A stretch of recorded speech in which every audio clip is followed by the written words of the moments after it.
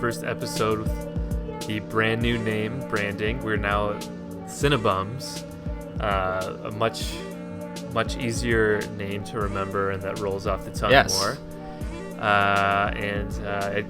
We both said this before, that it sort of speaks to us because we are CineBums in a way.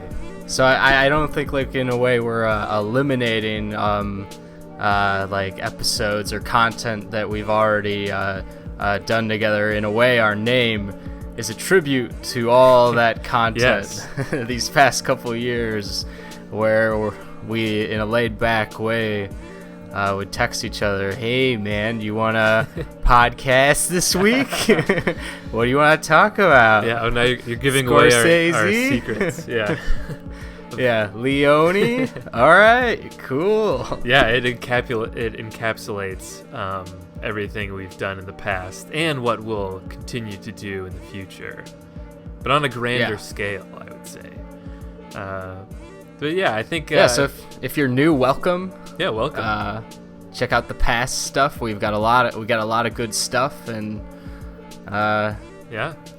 and we'll keep similar things going with what we've done in the past. We'll also probably have some newer themed episodes out there, and we're going to be available on not just all these platforms that you can listen to podcasts on, but YouTube as well. In case that's easier. Some people would rather just go to YouTube, so there you go. And our new social media, if you already follow us, you'll probably just get redirected. You'll be transferred over. Over. Don't worry, you don't have to do anything. For those of you who don't follow us, that will be at CineBums on Instagram. You can find us on Facebook too, and YouTube. Look up CineBums Podcast. We're still pretty much the same. It's going to be the same podcast, but we're going to try and take it to another level. Exactly. But in ways, it'll be exactly the same. Yes, at its core. Yeah, we talk about every movie, everything from the weird Matthew McConaughey rom-com on Netflix to the 50s Elia Kazan classic Hollywood film, the pioneers of classic Hollywood, and then to the like 70s, and then just we extensively follow modern movies, just what comes out by the year, and we talk extensively about how much we like those. So if you're looking for the best movies of the year, we usually talk about that very extensively. Yeah. So a broad spectrum of a lot of different movies, and since there's not a lot that has come out in 2020, and you're still catching up on 2019 movies, then you can go back and listen to our top 30 from 2019. Still very relevant. Yeah. Well, so like Luke said, we'll cover almost everything, and also, we had a few people write into our old email, which is nice. That if you want to write into our podcast now, we have a new email, and it's cinebumspod@gmail.com. And CineBums, if you're listening to this, you can probably see what the title is and how to spell it, but it's CineBums pod@gmail.com. So write to us with any questions or recommendations, corrections, anything, and we'll maybe read that on the air and talk about that. Okay. I think that's good info. That covers it up. So I guess now we can get into this week's episode, which it's finally all about me. And I get to indulge and do something for myself for once.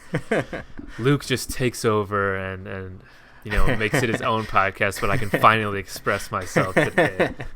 Always talking about Paul Thomas Anderson shit. Oh God, yeah, all this film school garbage. And now I can finally. And now we'll be moving to westerns. Yes, we're heading west. And so basically, something that got me more and more into movies was, just probably sometime in high school, I started to get really into Western movies, specifically Clint Eastwood.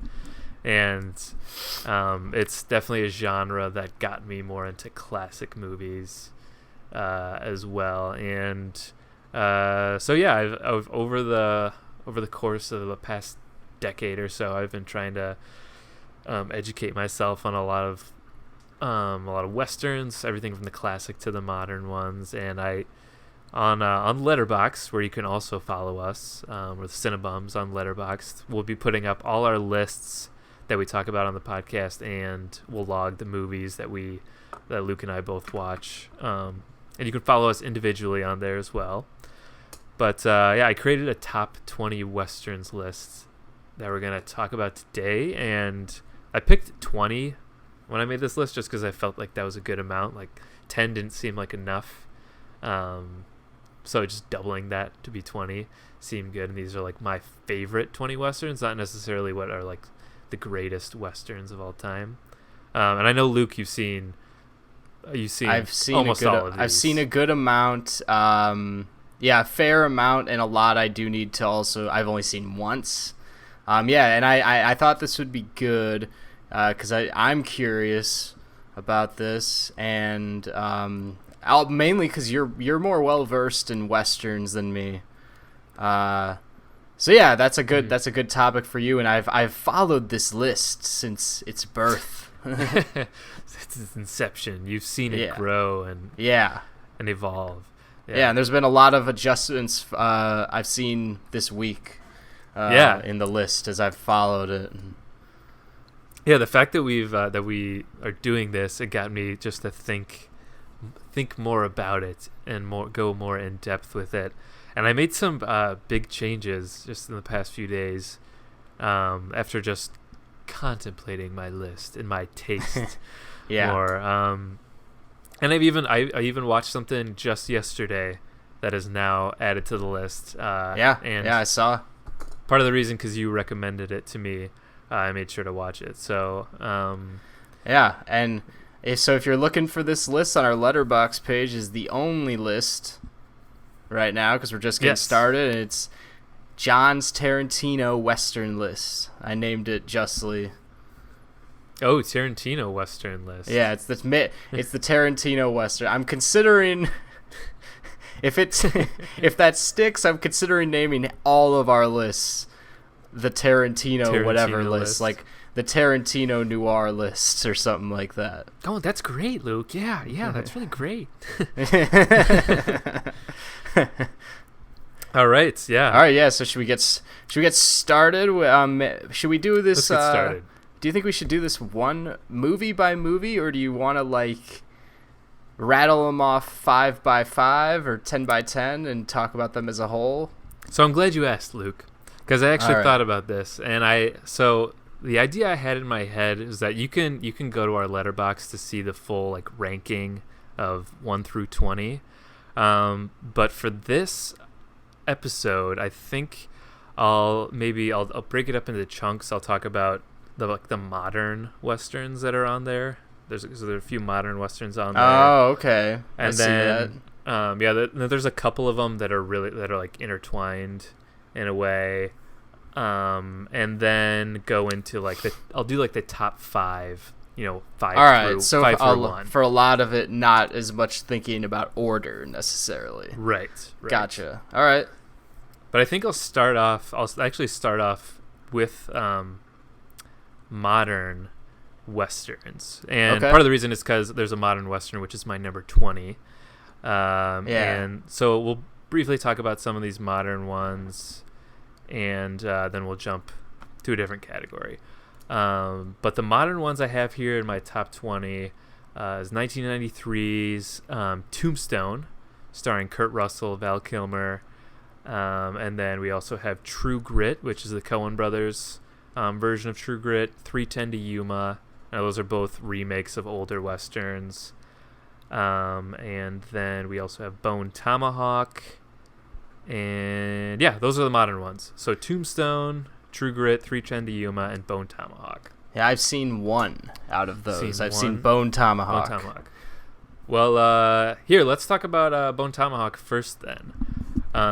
So this would have to be probably my favorite modern Western, and just because it's a very different movie. And if you've listened to the podcast before, we've talked about this briefly, and about S. Craig Zoller too, the director who's directed a lot of brutal, hardcore, gory movies in the past. Yeah, if you've ever seen Brawl in Cell Block 99 or Dragged Across Concrete, both came out in the very recently.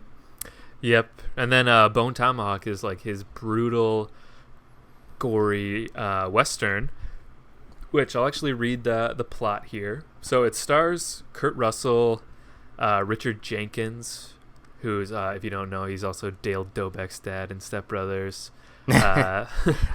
Patrick Wilson and Matthew Fox. And it's about, so during a shootout in a saloon, Sheriff Hunt, Kurt Russell, injures a suspicious stranger. One of the villagers takes care of him in prison. One day they both disappear. Only the spear of a cannibal tribe is found. Hunt and a few of his men go in search of the prisoner and his nurse. So, Kurt Russell is the sheriff here, and Richard Jenkins is his deputy. And then Patrick Wilson, he loses he doesn't lose his wife, but his wife is kidnapped by this cannibal tribe, which is around their town. And this is a very different Western from the rest of these on here, because it's a bit of a horror movie in a way, horror too. Western. Horror Western. It's kind of like those guys in Red Dead where they take over and they just come out of the woods. It's kind of like that, except they're in Bone Tomahawk. They're kind of more Native American, right? Yeah, they're Native American. They're like this cannibal tribe. Yeah. But they're very like inhuman. They come running out very quickly. Always, gets your heart racing every time. They're scary. They're terrifying, and they have this like scream that comes from their throat that's like so loud. I forgot about the scream. Yeah, I guess I don't know what I would compare it to. Almost like I was thinking like in Lord of the Rings, there's those dragons that the ring wraiths the Nazgul's Nazgul noise. Yeah, I just watched those, so that's fresh. Yeah, and it's so piercing and terrifying, and I mean, Bone Tomahawk, I think, is a really dark and scary Western, but at the same time, it's I think it ends in a very brutal fashion, and it's not a super happy ending, but you still feel a little relief, and it's not just completely bleak in the end. There is a little bit of it's really sad in the end too, but I think it does a great job of having this whole dark, gritty movie throughout, but it still gives you a good sense of hope at the end, or just a sense of relief, like I said too. And there's a lot of really hard to watch scenes in this, with these this cannibal tribe, which is part of the reason why it's considered like a horror Western too. But Kurt Russell and Richard Jenkins are phenomenal in this. I love the chemistry between them as like this old sheriff and his even older deputy. Yeah, and they're just really not not at their prime age to take on a task like this, but they still give it their all, and they and just the chemistry between them and everything they endure throughout. It's probably my favorite modern Western, and it's very different from other movies that'll be on this list. So that's Bone Tomahawk. I definitely recommend that. All right, then I'll go with two of these other three moderns I probably don't have as much to say about. They're remakes of older Westerns, but I'll talk about Tombstone a little bit now, which I think you've mentioned this before. Tombstone. Yeah. Yeah, so Tombstone is all about Wyatt Earp and the gunfight at OK Corral, which is in like 20 other Western movies. Like My Darling Clementine, the John Ford movie with Henry Fonda, There's a movie Wyatt Earp with Kevin Costner, and a movie called The Gunfight at OK Corral. But Tombstone is from 1993, and it is like the prime popcorn Western movie. Okay. Out of all the movies on this list, out of all Western movies, it really doesn't have like So it's much. it's an action Western. It is. If you just picture a 90s action movie but set in the Old West, that is what Tombstone Wow. is. Yeah, That sounds that's really cool. like a movie you would just see on like AMC on cable on like a random afternoon. Tombstone probably plays on AMC like twice a week. But Nice. yeah, it's a popcorn Western movie, and also stars Kurt Russell. Yeah. Kurt Russell, Bill Paxton, Sam Elliott, and then Val Kilmer. Val Kilmer is Doc Holliday, and Val Kilmer really is like the best part of the movie. Hell yeah. He plays Doc Holliday, who these are all people from like history, like real people, and the gunfight at OK Corral was a real event, and Doc Holliday was this gunslinger, and Val Kilmer is like this very theatrical and over the top gunslinger who has this like ridiculous mustache, and of course he does all these crazy things with a gun that the real Doc Holliday definitely never did. Nobody ever actually did the things that he does with a gun. But it's just sort of like a folklore about Doc Holliday that he was this master gunslinger. Yeah. It's funny because I watch a lot of Westerns, and I'll think, like, even like Leone's, and I'll think, this is like so absurd. I'll think that, and so it makes me think that I'll really enjoy Tombstone if like this is really the absurd one, actually. Yeah. Tombstone is a really just easy movie to get into for anybody. Like if you've never seen a Western in your life, watch Tombstone, and it'll be like a very easy. What was the one? I think it was The Ridiculous Six that I watched. The most recent one that had a is that Adam Sandler one? That's I'm the thinking Adam of Sandler one. I'm thinking of the Magnificent Seven. Oh yes, yeah.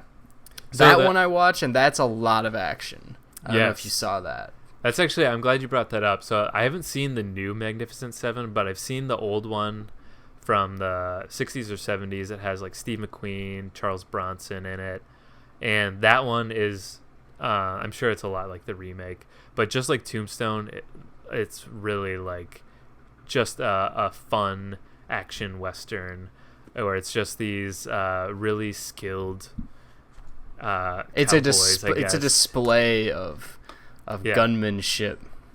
Yeah.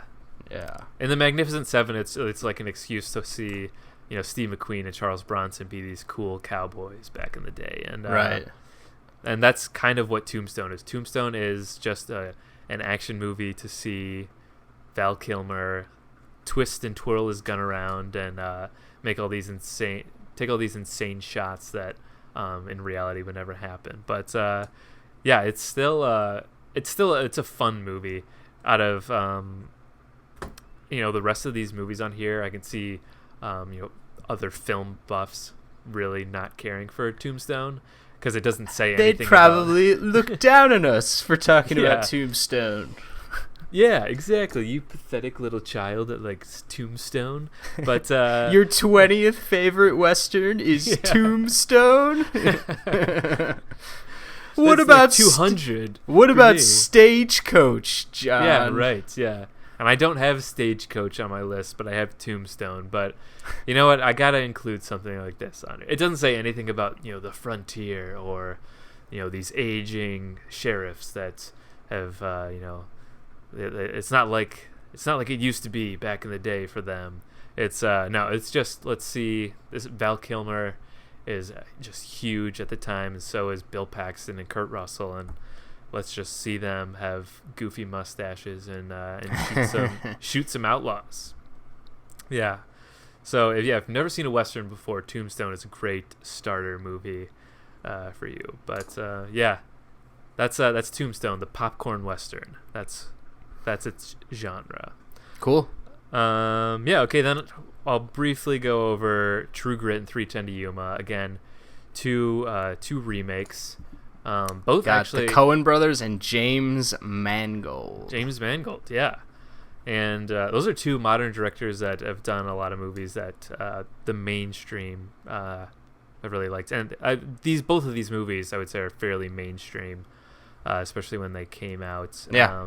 And I think they're both. I know True Grit was. I think 3:10 to Yuma is also a John Wayne Western from back in the day. Yeah, from like the 70s. Mm-hmm. But for me, for some reason, I just really enjoy the modern versions of these better. I think both James Mangold and the Coen brothers did a really great job of, making these modern movies that are just absolutely gorgeous, but still keeping it grounded towards the original stories. And in 3:10 to Yuma, it's starring Christian Bale and Russell Crowe, who I think are both great in the movie. Russell Crowe and Christian Bale they have this great chemistry between them. Although Christian Bale's whole mission is to get Russell Crowe, who's this terrible, terrible guy, on the 3:10 to Yuma train while he's also being attacked.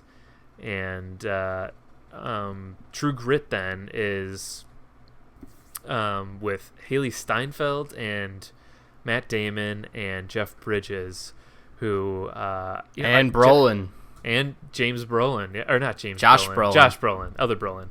And when I think, like, I love John Wayne and I love a lot of John Wayne Westerns, but he's really, kind of the same in most Westerns, I feel like. And True Grit, I would rather watch with Jeff Bridges, I think. Have you ever seen Hell or High Water? Yes. Yeah, Jeff Bridges in that movie's awesome. He's great in that too. Yeah, and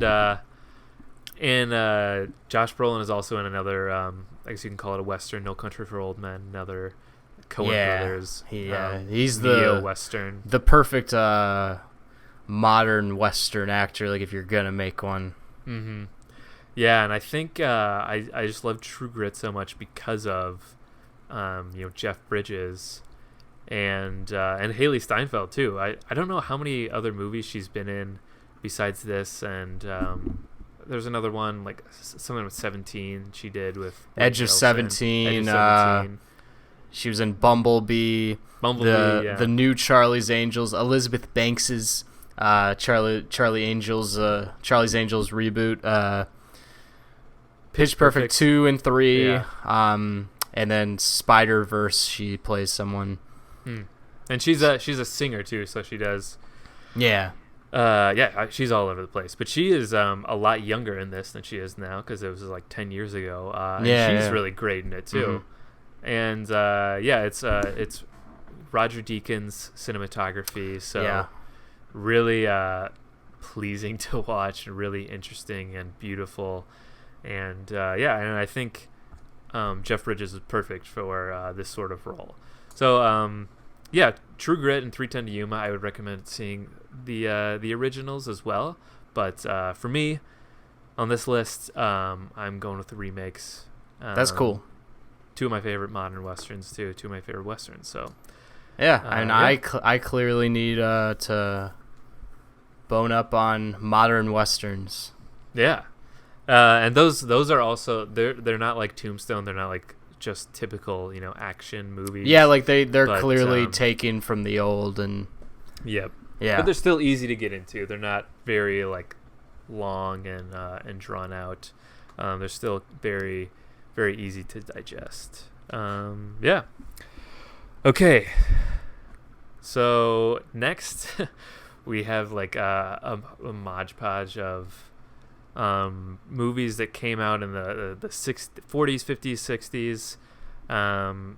So I'll bring up some that I know. So like all of them? Yeah, pretty much all of them. Yeah. So next, I guess I'll just mention some that I know you've seen too, that I know you really like. And first, let's just talk about the one that I've seen most recently, and that's the one that was just added to my list. McCabe and Mrs. Miller. Yeah. That's I'm glad you watched that one before we did this, because it's if you're gonna have a Western list, and not necessarily like this has to be on there, but you have to have at least like seen McCabe and Mrs. Miller to like rule it out. Because it is such an iconic Western of the time, and yeah, definitely one of my favorites that I've seen for sure. And it's different from these classic Westerns in the sense that it's in a completely different setting than you usually see. Yeah, it's it's snowier and log cabin. Yeah, it's more akin to like the Hateful Eight, or the Great Silence. I just love how warm the inside of the cabin feels like, and just the set design is so intricate. It's just like it's crazy. And everyone, the costumes and everything, everyone's crammed into it's small room with their it's big, got huge like coats. the best feel. It's really that's like what I really when I think of it immediately, I just think of the feel. It's like no other Western in that sense. Really. And also to bring up Red Dead, it very much reminds me of Strawberry from Red Dead Redemption 2. The town of Strawberry. It looks exactly like that. It is. It is Strawberry. Yeah. And I think the setting is really important too, because it's not just some straightforward, guy in a white hat, guy in a black hat. It's Warren Beatty is almost like a fraud. He's kind of this like con man that comes to take over this town and run this prostitution ring, and he ends up getting slight spoilers here, but he ends up getting like uncovered, and he's Warren Beatty is a very charming and pretty guy. He's like a pretty boy, and yet he plays it so well of being this like mumbling, nervous guy, knowing that he is that he's being found out, that people are starting to catch on to him, and that he's in danger. Really. And I think Warren Beatty is really great in this, because he's not like his character in Bonnie and Clyde, who just oozes coolness. He's he's a really nervous. Yeah, he's like Wayne in Red River, a little bit. Yeah. Mm-hmm. Yeah, he's definitely, he lacks some. He's got like a dumbness to him, even at like in the cover photo I'm looking at on Letterboxd. It's like, I remember that vibe from his character, just that look you get. But it's still a really great Western. This one snuck into my top 10 Westerns, I would say, and I definitely will want to rewatch it too. Yes, same. Yeah.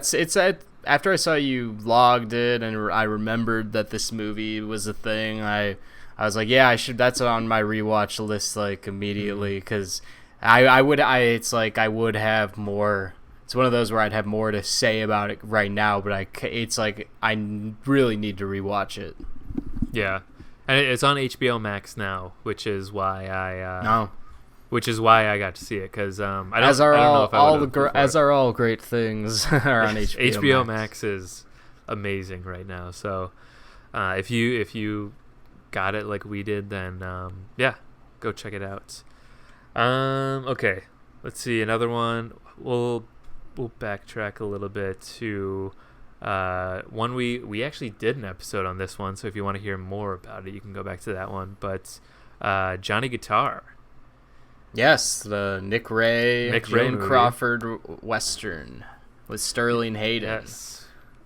And hell yeah. I love Sterling Hayden movie. And Joan Crawford are really great in this. And a lot of these movies are just about guys and men. Yeah. And Johnny Guitar. We got the manliest man going up against the manliest woman. Yeah, right. Yeah. The strongest woman is better. Joan Crawford is pretty badass. Yeah, I guess I would say in Johnny Guitar. Puts Sterling Hayden in her place a lot. Yeah, it's really great to watch. I'll read the plot of Johnny Guitar, I guess, because it's not as not as straightforward. But on the outskirts of town, the hard-nosed Vienna, Joan Crawford owns a saloon frequented by the undesirables of the region, including Dancing Kid and his gang. Another patron of Vienna's establishment is Johnny Guitar, former gunslinger and her lover. When a heist is pulled in town that results in a man's death, Emma Small, Vienna's rival, rallies the townsfolk to take revenge on Vienna's saloon, even without proof of her wrongdoing. And yeah, with that, the ending is like a shootout, heavy shootout fight is one of my favorites. Yeah, for sure. Oh yeah. We got to rank the shootouts. Yeah, shootouts. Yeah, this is one of the best. Well, I like westerns, like these where the majority of the movie is talking and walking in and out of different buildings in the town, and then there's like maybe one shootout at the end. I those are the ones I draw toward really easily. Yeah, and it's funny because there's westerns that are almost either, they're going across the great frontier of the American West, or the whole thing is basically just about this one community. There's the adventure western, and then there's the immersive community. And yeah, like Johnny Guitar and like Rio Bravo are definitely the immersive community, and then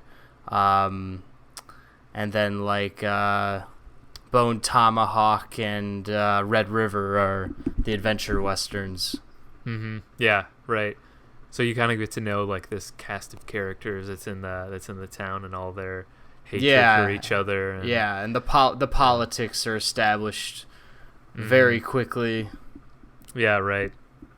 And I guess I don't have too much more to say about Johnny Guitar, but it's great, and it's in my it's in my top 20. Yeah, and if you want to hear more, you can go back and listen to our podcast on it. And since you mentioned Rio Bravo right there, I think it's a great time to bring up both Rio Bravo and High Noon, which are on my top 20 list, which are both combating movies. Right. And if you don't know anything about these, High Noon was this Gary Cooper movie about this this marshal in this town who's retiring with his wife, and they're just gonna go set off in the sunset and just enjoy the rest of their life away from the town. And but at the same time, there's this man who Gary Cooper sent to prison back in the day, who's come back for revenge, and he's arriving on the train at high noon. And it basically entails it has a lot this is all around Cold War, and it has a lot to do with McCarthyism and blacklisting in Hollywood. And basically Gary Cooper he feels like it's up to him to protect the town from this and stand up to this this guy and his posse that are coming for revenge, and none of the townspeople have any care in helping him, and he's all on his own. And the more I think back on High Noon, the more I really try and sympathize with or empathize with Gary Cooper, because he is standing up for them, and it reminds me a lot of now of all these people like, I'm not gonna stay socially distanced or stay home. I'm sick of staying home. I'm gonna go out and do all these things. Well, then all these people, all these medical professionals are like, wear a mask, stay home, and people are just ignoring them. Yeah. So it's reminded me a little bit of that. I definitely felt bad for Gary Cooper when when you're just watching him become more isolated from the rest of the town, for sure.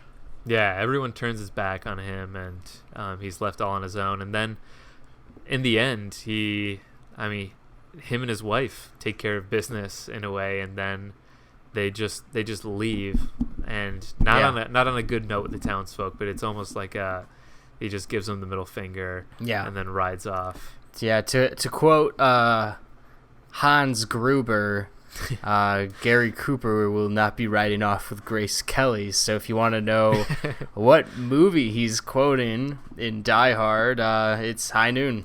Wow, good call. I wouldn't have remembered that. Yeah, it's like, I think of that like immediately, if there's any Gary Cooper movie, I'm like, oh yeah. He won't be riding off with Grace Kelly. Yeah. Yeah, and then I guess in contrast to that, you have Rio Bravo, which is the John Wayne Howard Hawks movie. Yeah, which we talked about a lot. I think these are good to put together, because I felt I liked High Noon a lot, and I totally get why it's on your list. But I felt more like I had to get myself into it when I felt like Rio Bravo really like just spoke to my film watching sensibilities easier. If like it didn't feel like something I had to get into, it just felt like something that was like meant, where just my personal taste. I was like, this is what I'm looking for. It's like way more unconventional. It's a lot of dialogue. It's a lot of character moments. It's a lot of humor.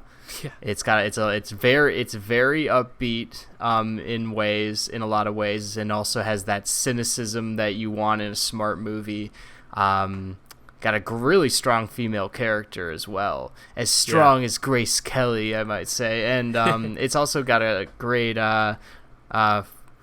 is it Dean Martin, right? Dean Martin musical scene. So this takes a musical turn too. Yeah, Rio Bravo for me, it transcends westerns, if that's the right thing to say. Yeah. Yeah. For what it's worth, with all like the politics stuff aside, Rio Bravo is much higher on my list than High Noon. I still really appreciate High Noon for what it is, but exactly what you said, like Rio Bravo is just it's more in line with my taste of what I would want to see in a western too. It's about this camaraderie between John Wayne and his group of guys, that they're instead of this sheriff whining about no one trying to help him out, he's like, let's take this into our own hands and just like kill all these guys. Let's just shoot them and blow them up.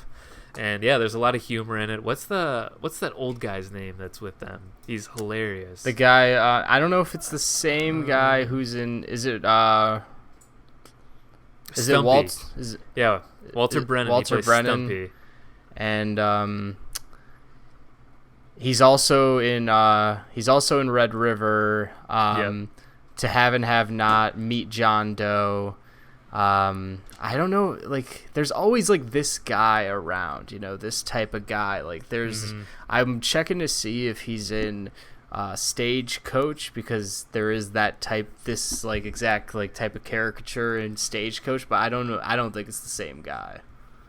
But yeah, I love this guy. Yeah. He's also in My Darling Clementine and a bunch of westerns. So there's definitely always someone like him, but he provides a lot of the comedic moments in it, and and like before, it's really like depressing before High Noon when this outlaw arrives in town. When in Rio Bravo, it's almost like from like a war movie of this platoon just like singing a song before this big battle that's about to go down, and that's what happens in Rio Bravo. Ricky Nelson and Dean Martin sing this song, and then the big shootout fight at the end is really fun and exciting, and also funny too. And the characters are much more easy to get on board with, and the ending too with Angie Dickinson and John Wayne. It's phenomenal ending. Yeah, it's really great. Rio Bravo is one that I think I could watch over and over again, for sure. For sure. And since this is the Tarantino Western list, that is the most Tarantino movie on this list. I think Tarantino said that every girl he takes out or he goes out on a date, he showed them Rio Bravo, and if they didn't like it, then he knew it wasn't going to work out. Something like that. So Tarantino loves Rio Bravo. Has some it has something. It has secrets. So that's Yeah, that's a good double feature for you there. Two movies that are completely opposite spectrums, but still really both some of the best westerns ever made. Okay, let's see. We'll keep this moving here. Another one that we have talked about a lot, just in the fact that we've done a lot on Leone and Kurosawa in the past, is Fistful of Dollars, which the first one of the trilogy. Yep, first of Leone's Dollars trilogy, or Man with No Name, and it is a Western remake of Yojimbo, the Kurosawa movie. And this is a very easy Western to get into. Totally. It's a great intro. Westerns. It's a great quintessential, like, you see this guy walking up, looking all laid back, coming to a town needing to survive, and immediately just sees all this corruption and crime and just brokenness of a town, and just fixes it. It's such a trope in movies, but I feel like this is definitely one of the first ones and one of the best ones as well. So yeah, highly recommend it. Yeah, and Clint Eastwood is just a typical, cool man with no name who comes to this town and pits these two, families against each other, or not families, but just sides of the town against each other, and much like all of Leone's spaghetti westerns, it has a great ending too. So yeah, that's Fistful of Dollars, first of the Dollars trilogy, which we'll talk more about too. Then let's see. Next we'll go to the Man Who Shot Liberty Valance. Yeah, that's one of my favorite westerns as well. Yeah. Which, out of all of these on my list, it's not one I haven't seen it in the longest amount of time, and it's not one I really think of to rewatch. But it's a very, very good film as like a retrospective on what the West was. Jimmy Stewart and John Wayne are in it, and they play much older characters. Yeah. Sort of looking back on how the West has evolved into, what it is in their modern day. Yeah, and I feel like this is super accessible, and I feel mainly because I don't know. I just felt I felt like the villain. I had seen this guy before. Just this type of villain, the whole feel, just the ugliness, just his the mass fear he creates among the town. I felt like his weight, but it also just felt very familiar at the same time. And he's also very hateable, and especially when he's going against Jimmy and Jimmy Stewart is on the other end. One of the more likable guys ever. So just the fact that he's going up against him, it creates a very typical like hero underdog likable guy like versus villain dynamic, and it's just great with Stewart and Wayne because they're such different actors. What they represent in terms of like the American man, like the more thinker do-gooder versus like the guy who's got the quick draw and the big frame. It's a great duo, and I just loved everything about this film.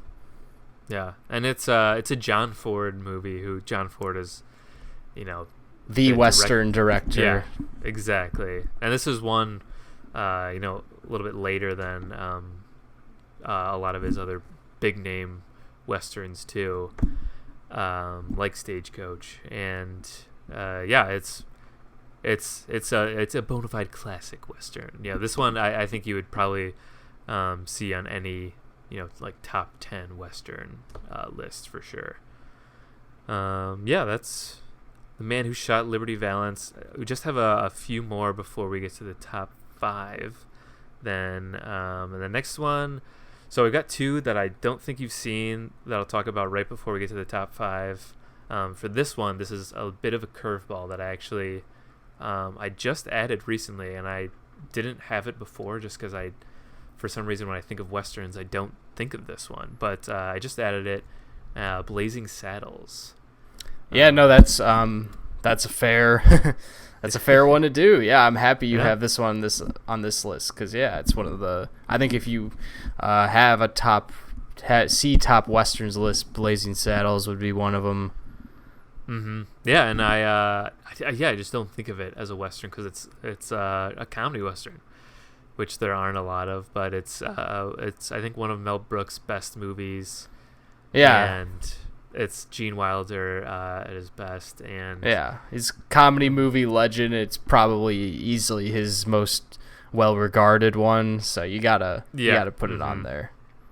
And most people have seen this. If you're a little younger, maybe you haven't, but your dad or your uncle probably loves Blazing Saddles or talks about Blazing Saddles. So, and I've also seen it coincidentally on some people's lists on, like Black Lives Matter cinema, because it has, it has this black sheriff who. The characters in the town are just beside themselves that this black guy becomes. That's sheriff. Funny because we just did an episode on that, and I would one of the last movies would be Mel Brooks' Blazing Saddles if I were to think of exactly. one. But...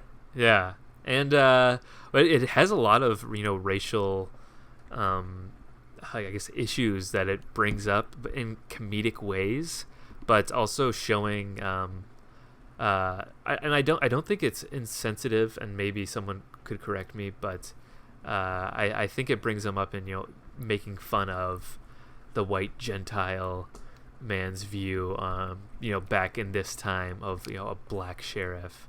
Yeah, and I even thought that I read before that it was supposed, because this was, I think Richard Pryor also co-wrote this, and it was supposed to be Gene Wilder and Richard Pryor together, but the studio refused to allow Richard Pryor to star in the role because he was problematic for them. So instead it's Cleavon Little. Yeah, right. So that was supposed to be Richard Pryor, but Richard Pryor and Gene Wilder would have been awesome.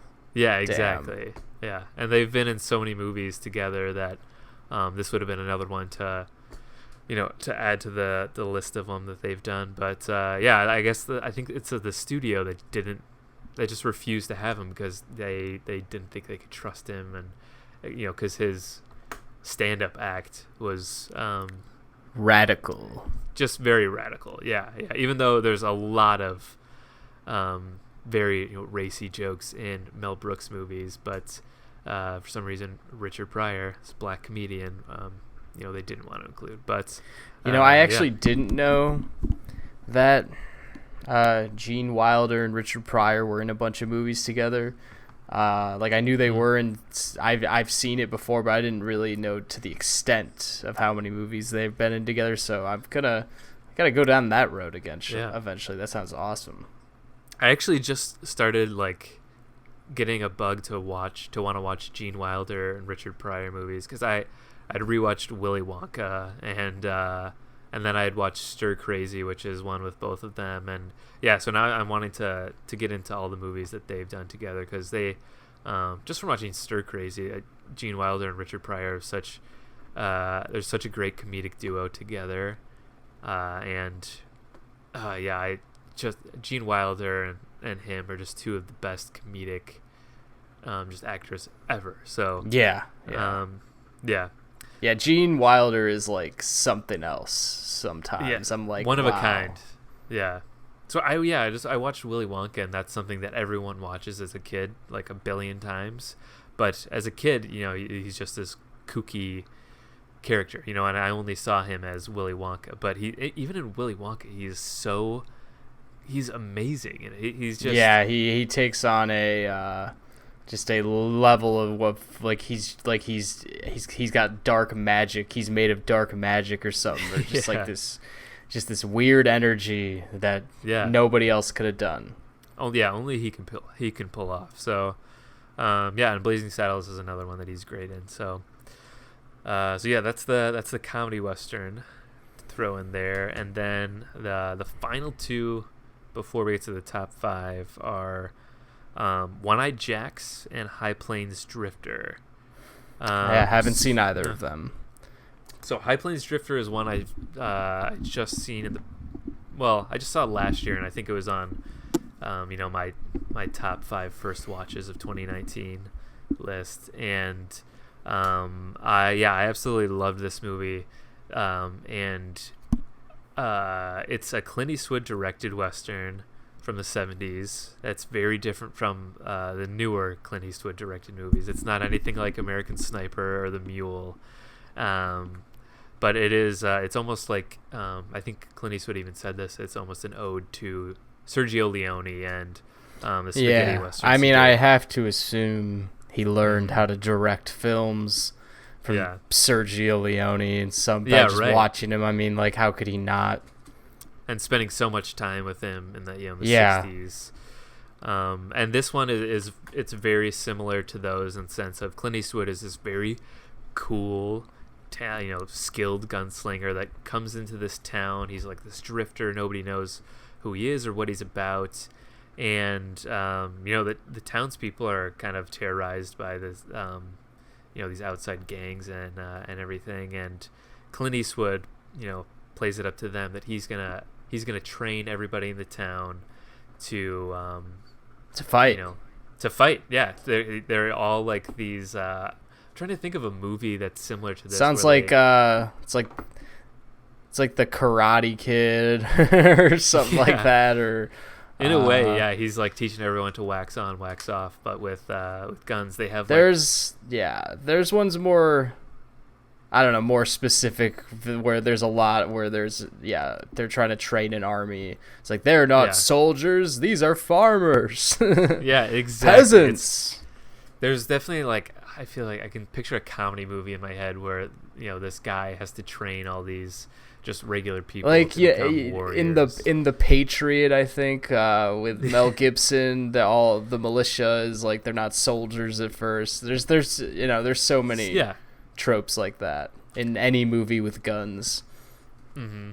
And I don't want to give. This is one that there is a twist ending, and I feel like even just saying there's a twist ending is giving too much away, but. I don't want to give too much away. Hey, they don't save the town. What? But I'll just say Clint Eastwood has more to his backstory than meets the eye. There's more than meets the eye. He's not just a High Plains drifter. Yeah, he's not just some drifter from the High Plains looking to help out these townsfolk.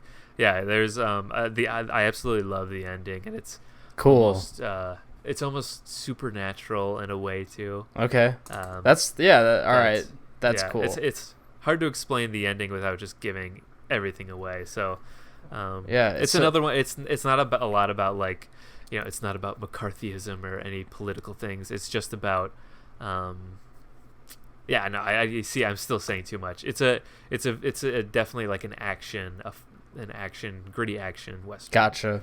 So I was gonna try to watch this movie this week, and I was looking through my dad's. My dad has a Clint Eastwood box set, so many, and when you're looking through this thing, you realize how many Clint Eastwood movies there really are. It's insane because there were so many, and I was like, he has to have this movie, right? And he did. They didn't have. It wasn't in the set.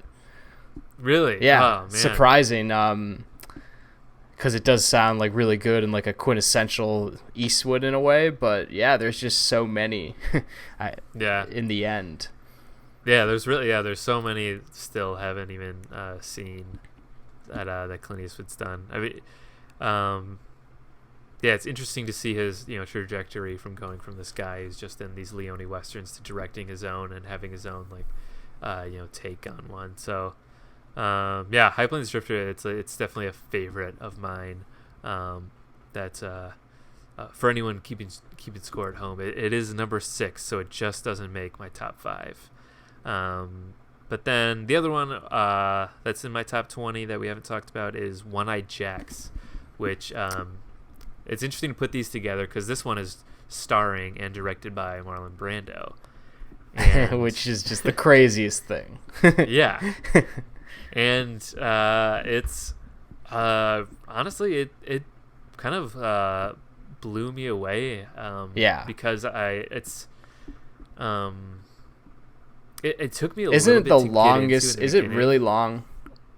Yeah, it's like 2.5 hours, I think. Okay, that's not that. It might be pushing 3 hours, but I think it's 2.5. Yeah. So it did take me a little bit to get into it just because it is very long. But yeah, Brando is great in this role, and it also so basically it's Marlon Brando and Carl Malden, who is I think he's the minister in On the Waterfront. Oh, nice. The preacher, whatever he is in that. Yeah. And they're like this duo. They're this bank robbing duo, and Carl Malden ends up basically stabbing Marlon Brando in the back, and setting him up. And years later, then Marlon Brando escapes from prison and then seeks revenge. Yeah. So the whole movie is about him. That's cool. Tracking down Carl Malden to get his revenge, and it's a really cool Western. Marlon Brando is obviously just a very cool Marlon Brando-esque character. He speaks slowly. He does, yeah. He mumbles. And this is also this was all shot around the Monterey area in California. So it's really gorgeous. It's like on the coast, but also in these California western towns, which is a little different than just the open. You can tell it's California. Yeah, right. Yeah. And so it's also cool, just living around here and seeing a lot of similarly looking areas and just a little bit of a different setting. And yeah, One Eye Jacks really loved. It's in the Criterion Collection too. Oh, is it? And I've thought about getting it a lot, but yeah, I was gonna try to watch this movie too. It's on Tubi, so I'm gonna probably check it out eventually. Nice. Yeah. Yeah, I just like just a movie that is directed by Marlon Brando is just to me the most interesting thing. Like just to think of, just even to to read up on the production of it or something like that. Just because he's not a director at all. And he's like the craziest guy too. So he's like just so intense and such a diva as well. So I just trying to picture the crew and probably like just the environment, what the crew probably had to deal with.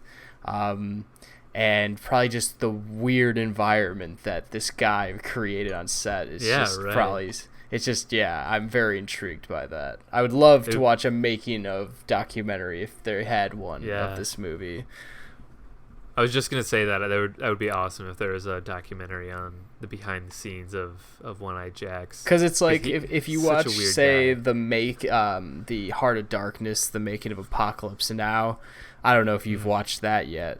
No, but if you watch like Marlon Brando in that documentary, it's like, okay, how could this guy ever direct a film?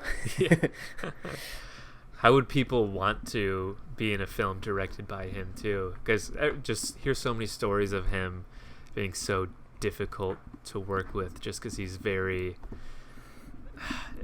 just so opinionated and he's just so himself. Yeah, but just one of the most interesting people. And at the same time, Hollywood he's like, history, he's like one of the most brilliant guys. He's just like just such a genius, and I totally see a lot of his like, I've watched a lot of his interviews, and I'm on one end I'm like, this is fucking hilarious that this guy is like this, but on another end I kind of agree with like a lot of his viewpoints a lot of the times, and just how radical his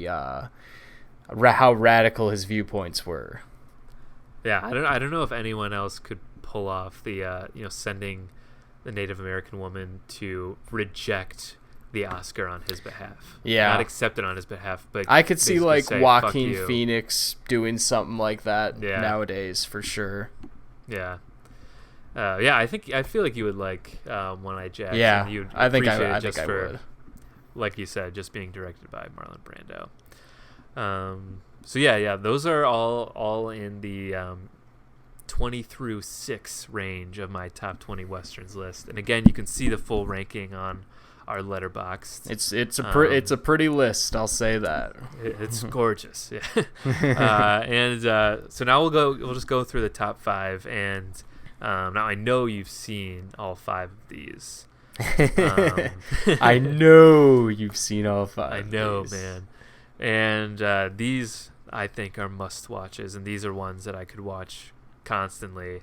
But we'll start with number 5, which I saw you watched recently, and it's The Wild Bunch. I watched in preparation. Yes, Sam Peckinpah. And this is very much a man movie. Yeah. I I don't want this to come across the wrong way, but I really doubt that there would be a lot of women that would be into The Wild Bunch, and that's totally understandable. There might not be a lot of women into anything in your top 5. I could see one for a few reasons, but we'll get to that. But yes, that for most of these in my top 5, yeah. The Wild Bunch is about these aging outlaws, and they're just a bunch of gun shooting.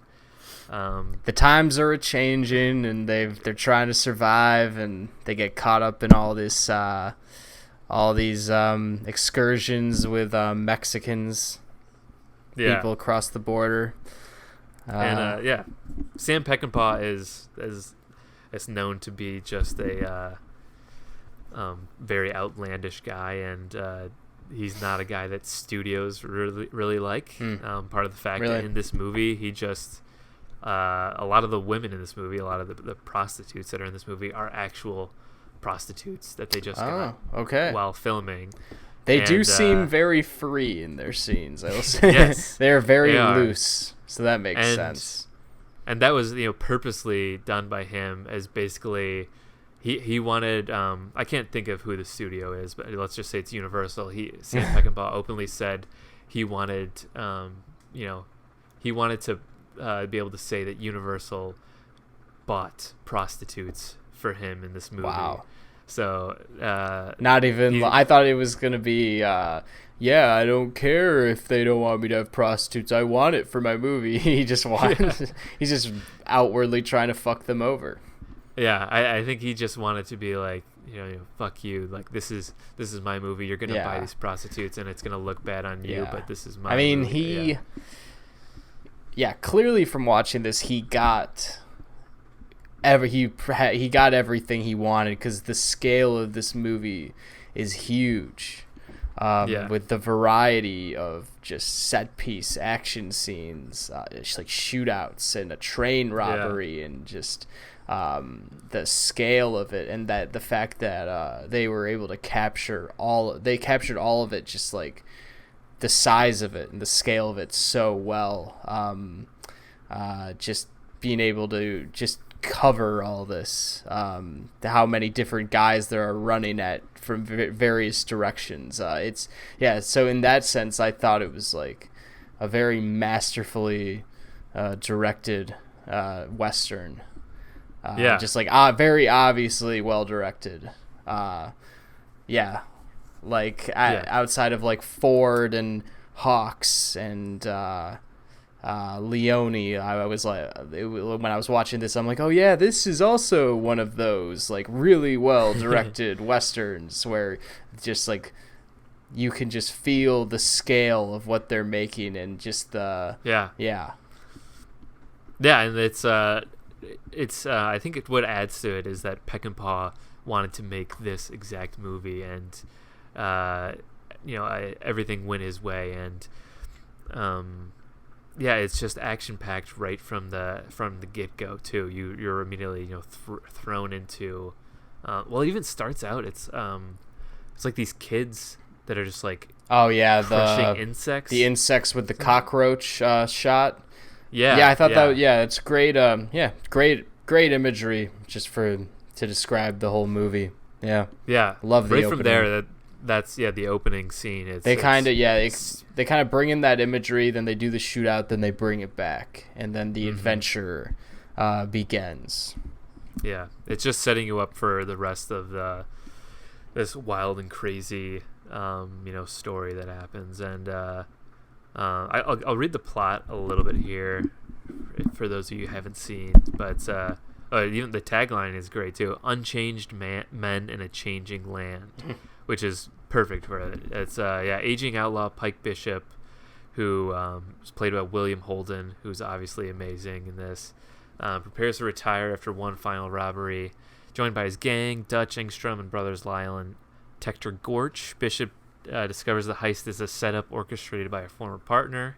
The remaining gang takes refuge in Mexican territory. Thornton trails them, resulting in fierce gunfights with plenty of casualties. This has a huge cast too. There's Ernest Borgnine, Robert Ryan, Edmund O'Brien, Strother Martin, and it's I mean, like everything you said, this is a huge grand scale western. Yeah, and it's a must see. It's a crazy ride. I'd say, other than the fact that it's grandiose, the other thing I took away is that it's a very joyful movie. As well. Like there's so much just scenes that are very joyful. There's a lot of scenes where the characters are letting loose of tension just from laughing together, and you really feel that camaraderie as they do it, and. So just all those things put together. Yeah, I just was able to see why the Wild Bunch was so high on your list. Yes, so high, all the way up to number 5. That's the Wild Bunch. All right, so then we'll move on to number 4, which is one we did an episode on this way back. When I had not seen it, and I still think I need to see this movie again.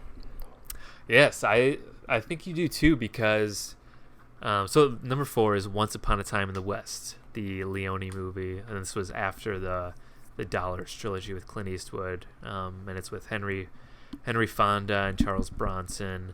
Henry Fonda playing a villain, which he usually isn't. Yeah. One of those characters, and I think he's great in that. And then Charles Bronson plays Harmonica, who's the main protagonist in it. And Once Upon a Time in the West is a super long movie, and even the opening scene, if you're not prepared for it, I mean, a lot happens, but really nothing happens at the same time in the opening scene. It's very long and drawn out, but I think it's that opening scene, that's the one I remember mostly, because it's just out of everything from the movie, because it's just beautifully rhythmic with the editing and the sound design.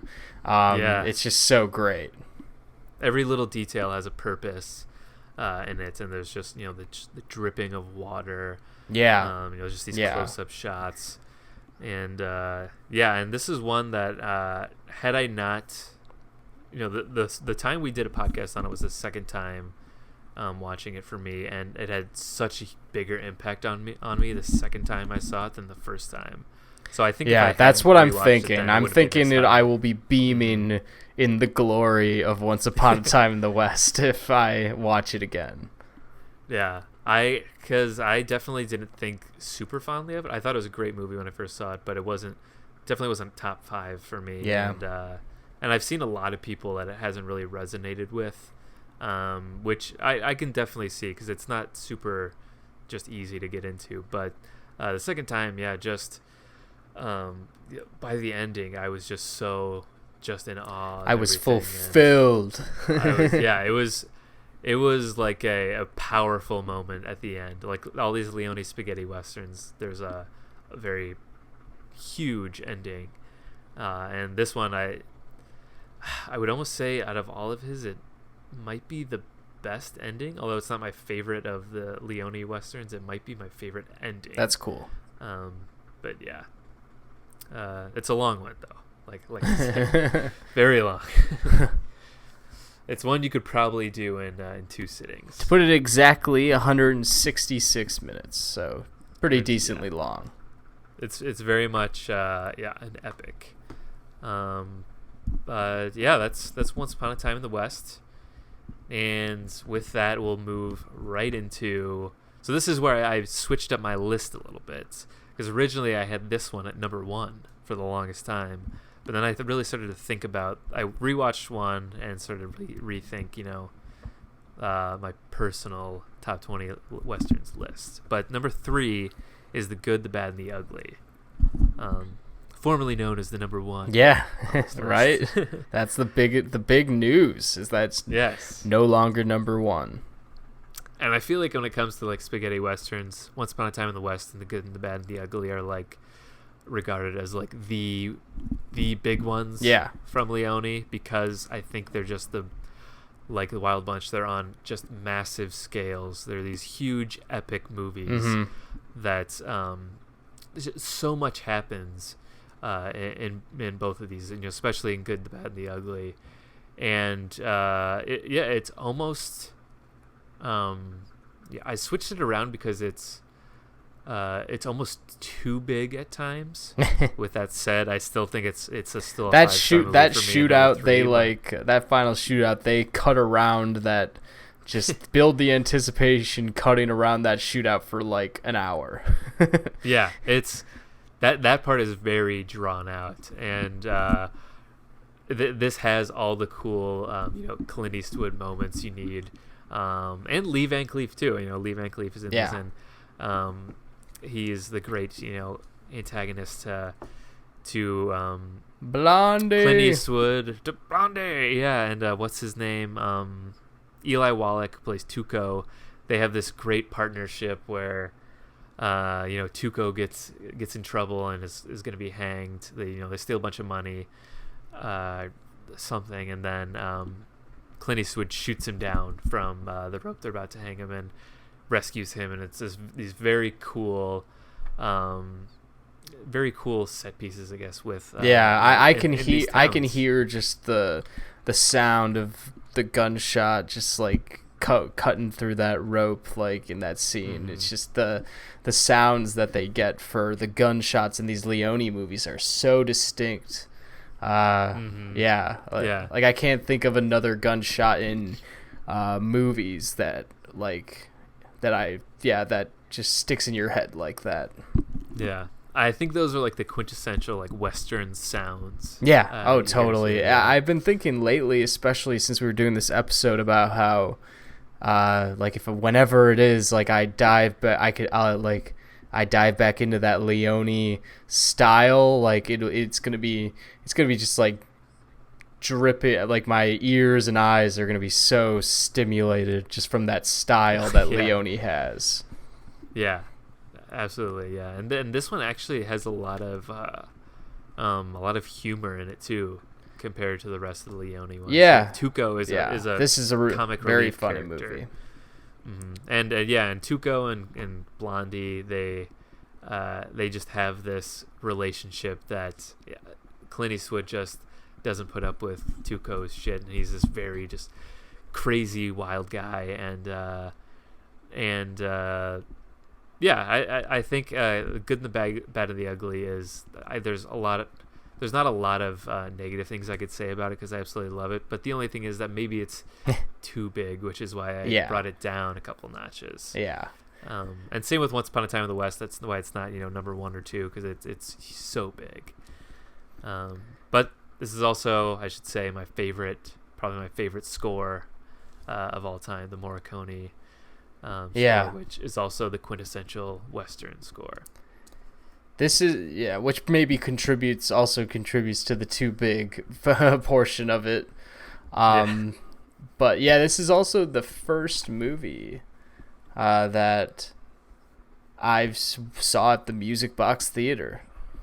Really? Now that I'm thinking of it, I'm probably on 35 millimeter at least. Wow. And it was the first movie I saw there, and so I had never been to a theater like the Music Box before, so it was just like sitting in an old theater watching this was quite a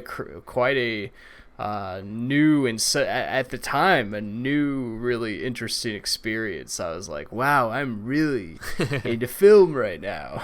This is a movie. And yeah. they really like I don't know, I just felt it all. The Music Box and being there just enhanced my viewing so well. I bet, yeah. I would love to see any of the Leone spaghetti westerns on like an actual, in a movie theater, because I never have. But yeah, that would be awesome. Okay, that's the good, the bad, and the ugly, and we're getting to the final two here. And the next one, you mentioned that a lot of women wouldn't be into any of the top five, which I agree with that, like 99%. The only 1% I would say is for this movie, which is Butch Cassidy and the Sundance Kid, and it's strictly because Paul Newman and Robert Redford, they're like the Clooney and Pitt of the day or something, and they're pretty accessible for all.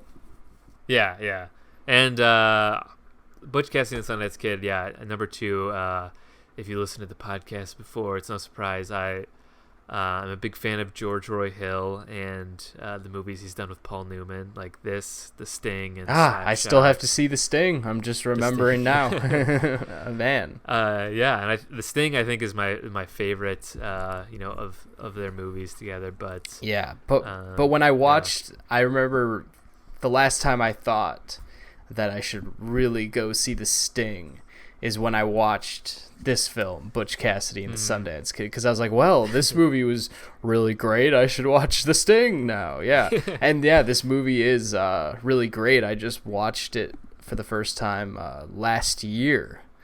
And I thought that I should have seen it when I was a kid, when I was like, if I saw it when I was 11 or 12, it would have been, my favorite movie ever for sure. Oh, yeah.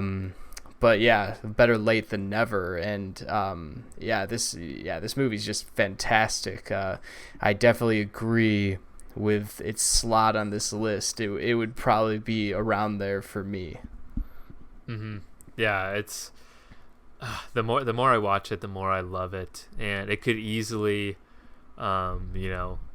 move into the number one spot sometimes. But it's a little different than a lot of these other westerns too. Yeah, in a way. I found it a little similar to The Wild Bunch, mainly probably just because the time period it was made. It probably had a lot of similarities in look and style and grandiose quality and just the filming of the action scenes. But also just because it's both about like men having to move on with the times, and just due to the extent of the violence. They both are very violent. Yeah, super violent, and yet like the most charming and exactly outlaws ever. Mm-hmm. Yeah, and Catherine Ross sort of plays the woman in their trio who they she's go like, set you off can't for Bolivia. keep doing this.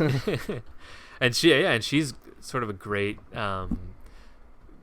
character to almost keep them grounded and reel them in at times. Yeah, totally. And I think she has great chemistry with Paul Newman and Robert Redford, who obviously are great together. They it's probably because they were also such great friends in real life, but there's scenes where they're arguing with each other, or Paul Newman is making fun of Robert Redford, and it's like that.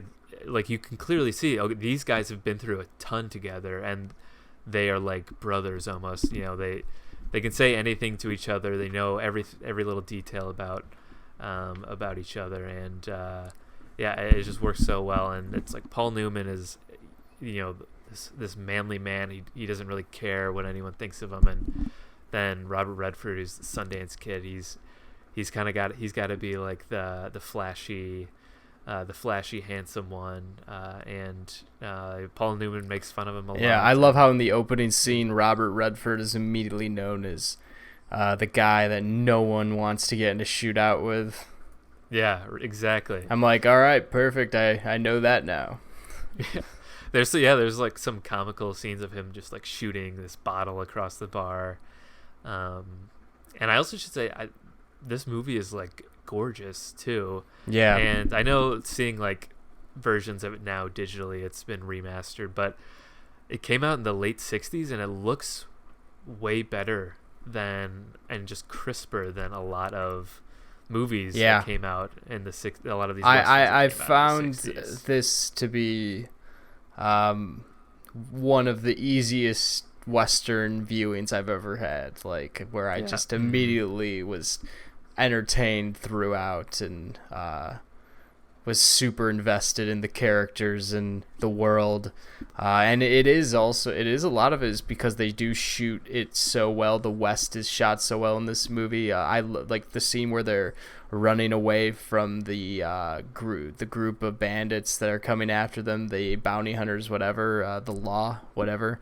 And they kind of keep cutting back and forth between basically showing the distance in which they're at, which I love. I think those are some of my favorite shots in Westerns, are the shots that just show the distance between people, which are just super impressive. And I think during this we haven't touched on enough on just like the filming of the land that is done through all these movies and how incredible it is. Like in The Wild Bunch, there's a shot where they zoom out from one of the guys in The Wild Bunch standing on this cliff, like really really far away. I don't know how far away, really far away. They zoom out and then pan to another guy who's not as far away, but still pretty far away, at least like probably like 50 yards away maybe. And it's just like crazy how because that's all like measurement and just with all the distance that you have to handle in order to plan out a shot like that. For just like a transition. Just things like that are why I think people just make Westerns, and they're why they'll always be made. Yeah, right. And I think there are a lot of older Westerns where you can clearly see, they're on a set of some kind, or they're on a sound stage. But then you have something in the 60s, especially this one. There's just these incredible landscapes.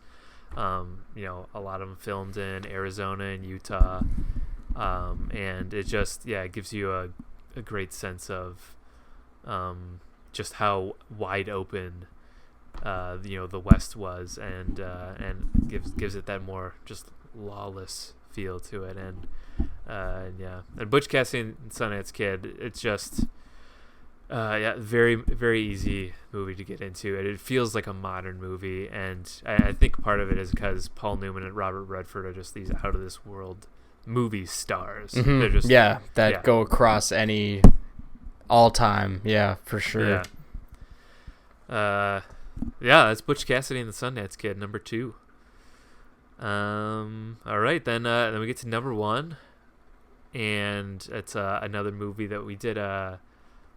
We did like Leone Kurosawa series. We did a Leone Minnelli series. That's it. And I watched all the Silent Man trilogy. Yes.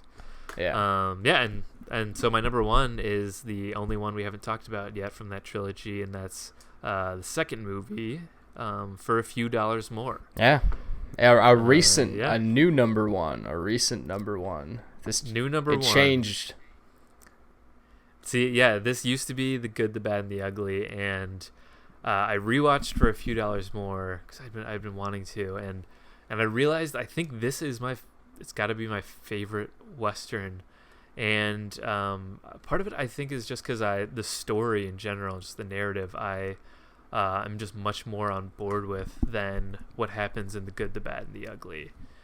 Especially, so this is starring Clint Eastwood and Lee Van Cleef, who are also in The Good, the Bad, and the Ugly, except for a few dollars more, they're these two bounty hunters that team up to pursue Indio, who is this, like the most wanted, the bad outlaw, man.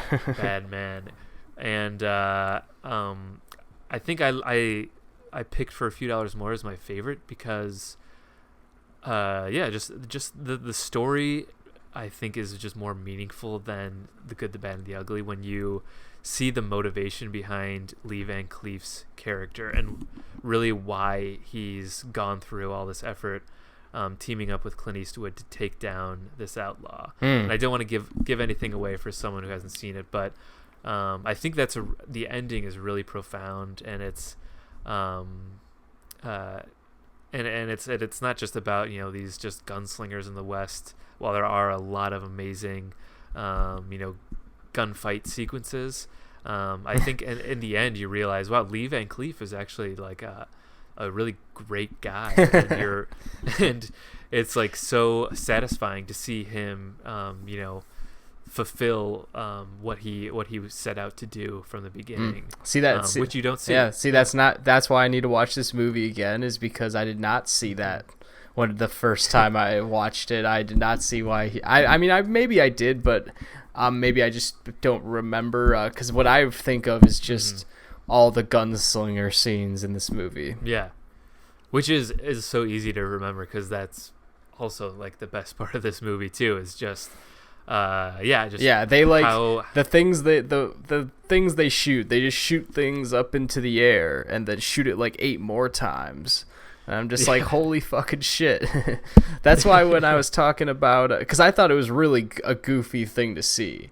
And then that's why when you mentioned Tombstone, I was like, okay, so this is the action one. Because I think of For a Few Dollars More as a very, when I think of it as a very showy action Western in a way. Like one of the, at least for what I've seen, when I think of an action like gunslinger Western, I wouldn't say action, but just a gunslinger Western, I think of For a Few Dollars More as just like the craziest, reckless gunslingers, almost video game level gunslingers in a movie from this far back.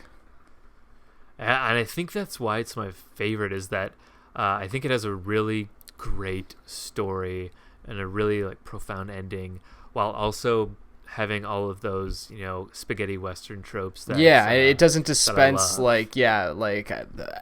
don't take how I'm describing it out of context, because like I said, it's very showy with all the shooting scenes, but it does not dispense like any of that Leone style or any of the storytelling quality that his movies usually have.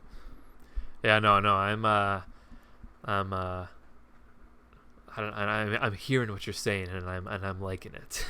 But it definitely plays up the action sequences a lot, and there's even these For a Few Dollars More, I would say, is just nearly on par with Good, the Bad, and the Ugly in terms of score and soundtrack. The score is amazing in this. I remember really digging the score. Shit, I need to re-listen to it, because I remember the Good and the Bad and the Ugly one, but I don't remember this one. So gonna have to put this on.